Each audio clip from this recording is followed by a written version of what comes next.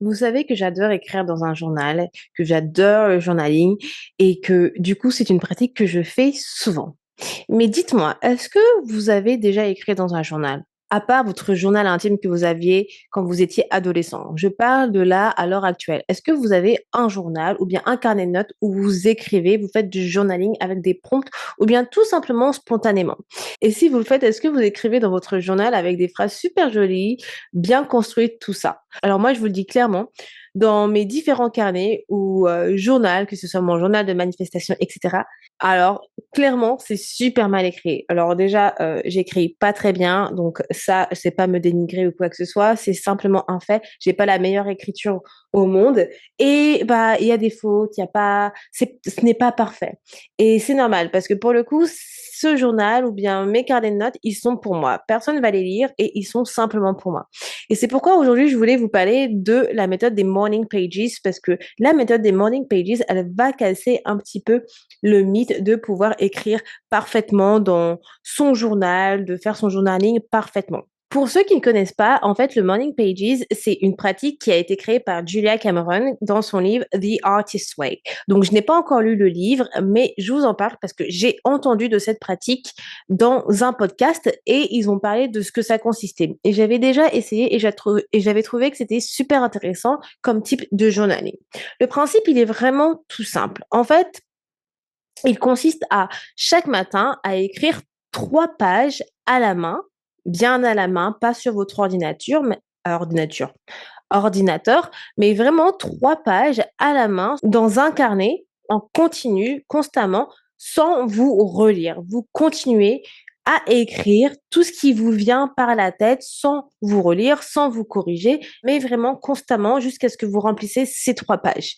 Parce que le but justement des morning pages, c'est de ne pas faire les choses bien. C'est exactement ce but. Et je trouve que c'est autant intéressant qu'amusant parce que au final, vous êtes vraiment sans filtre et que vous voyez que ce qui tourne dans votre cerveau, bah, parfois, ouais, voilà, c'est tout et n'importe quoi.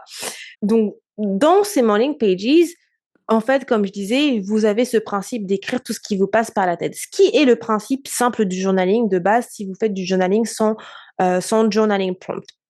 Et donc, du coup, quand je vous dis ce qui vous passe par la tête, la spécificité des morning pages, c'est que là, c'est vraiment tout ce qui vous passe par la tête. Parce que dans le journaling classique, vous allez écrire ce qui vous passe par la tête, mais vous n'allez pas écrire, par exemple, punaise, je ne sais pas quoi écrire. Alors que là, dans les morning pages, vous écrivez aussi ce type de pensée. C'est vraiment tout. Donc, si vous êtes là, justement, en train de faire les morning pages et vous savez pas encore quoi écrire et vous vous dites, punaise, ça me saoule, je sais pas quoi écrire, vous allez écrire, punaise, ça me saoule, je ne sais pas quoi écrire. Et vous vous dites, je vais rester pendant des heures comme ça, vous allez écrire, je vais rester pendant des heures comme ça. Vous regardez dans la fenêtre et que vous voyez votre voisin faire quelque chose et que vous dites, mais punaise, qu'est-ce qu'il fait ce voisin-là? Vous allez écrire, mais punaise, qu'est-ce qu'il fait ce voisin-là? Et c'est pour ça que je vous ai dit, c'est autant intéressant que drôle parce que vous voyez que, bah, en fait, vous pouvez passer comme ça du coq à l'âne dans votre tête sans vous en rendre compte, mais c'est la manière que votre cerveau il est en fait. Comment en fait justement on a des pensées qui tournent à 100 à l'heure. Donc c'est ça le but des morning pages. Ouh, alors désolée, je parle super vite, je me suis rendu compte là. Je vais ralentir la cadence. Donc c'est ça le but des morning pages, c'est justement de tout écrire sans filtre pendant 3 pages. Et en fait, on se dit 3 pages, bah ça c'est long. Mais vous inquiétez pas que quand vous écrivez sans filtre tout ce que vous avez dans votre tête, bah en fait 3 pages ça va ultra vite parce qu'il y a des choses que en fait ce n'est pas relevant du tout, donc ce n'est pas pertinent, mais que vous allez quand même écrire. La partie intéressante, c'est que neurologiquement parlant, voilà ce qui se passe dans votre cerveau. Votre cerveau, il a une couche de censure. Et cette couche de censure, elle va filtrer vos pensées avant même qu'elles rentrent dans votre conscience. Et ces 3 pages que vous allez faire justement tous les matins, puisque c'est morning pages, hein, donc ne le faites pas le soir. Donc ces 3 pages que vous faites justement, vous écrivez en continu, eh bien, elles vont épuiser du coup cette couche de censure. Elles vont épuiser ce juge interne, cette critique intérieure. Et du coup, le fait est d'écrire tout ce qui vous passe par la tête, ça va distraire ce juge intérieur, ça va distraire cette couche de censure, ça va du coup le faire tourner en rond jusqu'à ce que, bah, à force d'être épuisé, les jours les jours suivants qui vont venir où vous allez écrire, eh bien, vous allez écrire des choses beaucoup plus profondes. Vous allez écrire des choses justement où là, ça va être le vrai journaling, vos vraies pensées, ce qui est plus authentique, ce qui va vous permettre de c'est quoi le mot en français? Réfléchir. Voilà. Et c'est pourquoi j'avais voulu tester cela parce que dans le podcast que j'avais écouté, alors je me souviens plus du tout c'était quoi le nom du podcast, ça fait super longtemps. Je crois que c'était, soit un épisode de The Diary of the CEO ou Jay Shetty. Mais bref, en fait, la personne qu'ils avaient interviewée, elle disait que les personnes qui, en général, qui pratiquent les morning pages, elles disent qu'elles se retrouvent à écrire des choses qui sont super surprenantes parce que justement, elles n'avaient pas touché ces choses-là, parce qu'il y avait justement cette couche de censure, ce filtre que notre cerveau fait avant d'arriver à la conscience. Donc grâce aux morning pages, elles ont pu toucher à ce point-là.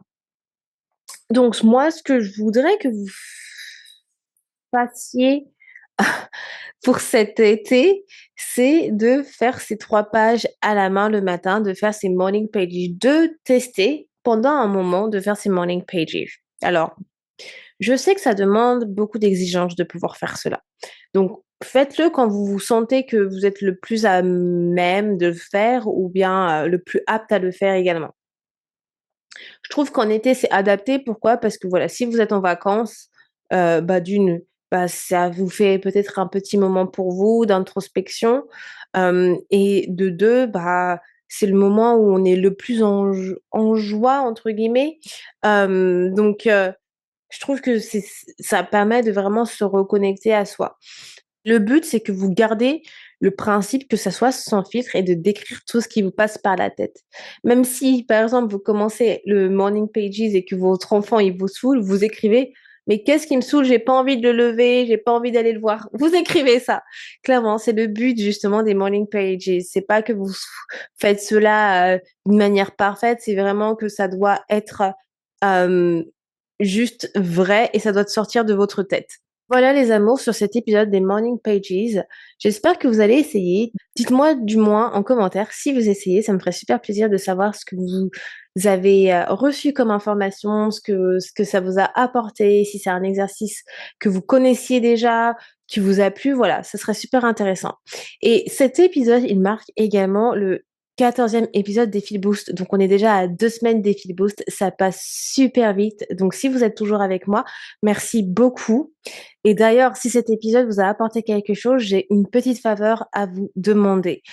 Ce podcast, il est fait pour vous, pour pouvoir vous inspirer et vous guider dans votre développement personnel. Alors, si vous avez écouté Feel Positive jusqu'à aujourd'hui, laissez-moi une note 5 étoiles sur Apple Podcast ou bien sur Spotify. Ça prend réellement 30 secondes et c'est la façon la plus simple de m'aider à toucher des millions de femmes qui ont besoin d'entendre ça. Vous ouvrez Apple Podcast ou vous ouvrez Spotify et vous cherchez Feel Positive. Et vous avez simplement à cliquer sur 5 étoiles et c'est tout. C'est 30 secondes et ça m'aide moi, à pouvoir créer plus d'épisodes et à inspirer d'autres femmes dans le monde. Voilà les amours, je vous dis merci d'avance et on se retrouve demain pour un nouvel épisode. Bye tout le monde.